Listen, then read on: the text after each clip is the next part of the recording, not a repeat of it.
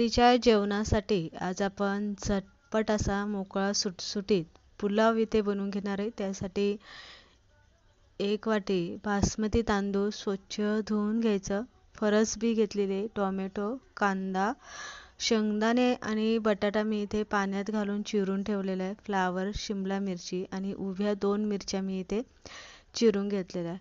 कढईमध्ये आपल्याला एक मोठी पळीभर तेल घालायचं। तेल गरम झालं की त्यामध्ये जिरी मोहरी घालायची। जिरी मोहरी थोडीशी तडतडली की त्यामध्ये चिरून घेतलेला कांदा आपल्याला यामध्ये घालायचा। आता इथे कांदा तुम्ही उभा चिरला तरी चालेल।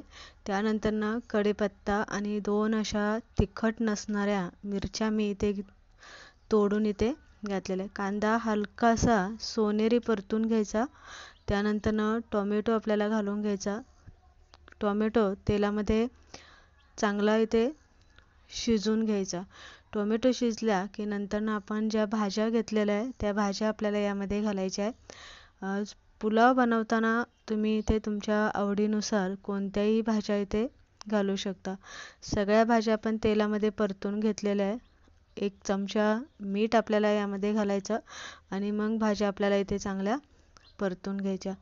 त्यानंतर तांदूळ आपल्याला यामध्ये घालायचे। तांदूळ सुद्धा आपण इथे चांगल्या भाज्यांबरोबर तेलामध्येच परतून घ्यायचं, त्यामुळे भात एकदम मोकळा सुटसुटीत होतो। आता तुम्ही इथे जर व्हेज पुलाव बनवायचा असेल तर इथे तुम्ही मसाले न घालताच खडा मसाला वापरला तर एकदम पांढरा शुभ्र असा व्हेज पुलाव इथे बनवून तयार होतो। त्यानंतर हळद, हिंग, लाल तिखट, कांदा लसूण मसाला, गरम मसाला, धने पावडर आणि खडा मसाला आपल्याला यामध्ये घालायचा आहे आणि 1 चमचा बिर्याणी मसाला आपल्याला यामध्ये घालून व्यवस्थित भाज्या आणि तांदूळ मसाल्यामध्ये हलवून घ्यायचं। त्यानंतर पाणी आपल्याला इथे घालून घ्यायचं। आता 1 वाटी तांदळासाठी आपल्याला इथे 2 वाट्या पाणी इथे घालून घ्यायचं।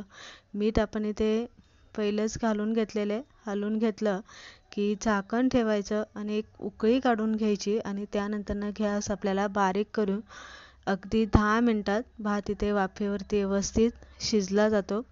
10 मिनिटानंतर इथे आपल्याला भात चेक करायचा, तर आपला भात इथे छान मोकळा सुटसुटीत झालेला आहे।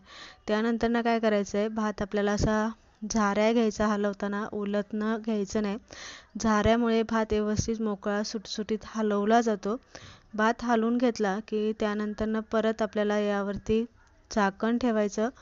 5 मिनिटभर आपल्याला भात मुरण्यासाठी यावरती झाकण ठेवायचं। त्या अगोदर आपल्याला 2 ते 3 चमचे यामध्ये वरनं असं तूप घालून घ्यायचं, म्हणजे सगळ्या भाताला तूप व्यवस्थित वाफेमध्ये मुरलं जातं। तर मी इथे 3 चमचे तूप घालून घेतलेले आणि परत एकदा तूप घालून घेतलं की परत एकदा भात आपल्याला खालीवर करून घ्यायचा। तर इथे तुम्ही बघू शकताय छान असा मोकळा सुटसुटीत आपला इथे व्हेज पुलाव बनवून तयार झालेला आहे। परत एकदा आपण थोडंसं झाकण ठेवणार आहे 5 मिनिटासाठी आणि 5 मिनिटानंतर तुम्ही इथे भात बघू शकताय मस्त असा मोकळा शीतनशीत असा मोकळा सुटसुटीत झालेला आहे। अशा पद्धतीने आपण रात्रीच्या जेवणामध्ये जर भाजी पोळी खायचा कंटाळा आला असेल किंवा पटकन आपल्याला काहीतरी असं चटपटी जेवण बनवायचं असेल हलकं, तर या पद्धतीने तुम्ही इथे व्हेज पुलाव बनवू शकता। रेसिपी जर तुम्हाला आवडली असेल तर लाईक करा, शेअर करा आणि कशी वाटली ते सुद्धा कमेंट करून सांगा।